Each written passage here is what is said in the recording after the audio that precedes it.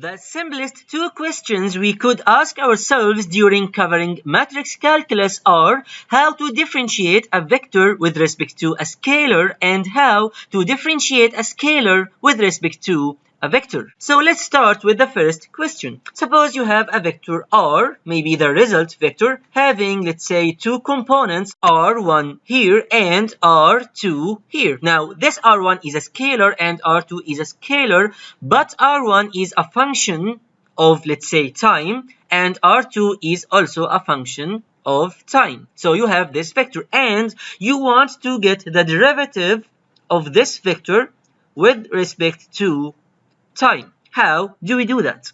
Now, we know in general that the components or the different components of a vector are actually independent of each other, and so this R1 is independent from R2, and if I want to get this derivative, I can simply design or decide that this derivative is equal to the derivative of R1 of t with respect to t here, and also the derivative of R2 of t with respect to t.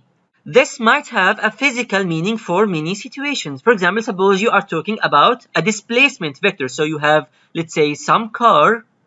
I think I need to make this solid. So you might have some car right here, and your vector R is actually the displacement vector as a function of time. So this first component is the displacement in the x direction, and this component is the displacement in the y direction. So for example, this might be, let's say, 3t squared here, and let's say t cubed here. So this is the displacement vector. Now, if you want to get the velocity vector, then you have a velocity in the x direction and a velocity in the y direction. So you could simply differentiate this vector right here, d by dt, in order to get 6t as the velocity in the x direction and 3t squared as the velocity in the y direction. So differentiating the displacement vector got you the velocity vector.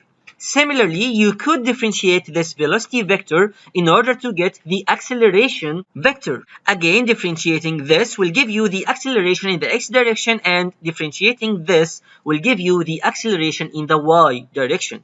So this method right here of defining the derivative of a vector with respect to a scalar seems pretty useful and also pretty natural, and so this is our definition of the derivative of a vector with respect to a scalar. In the next video, we will see how to differentiate a scalar with respect to a vector.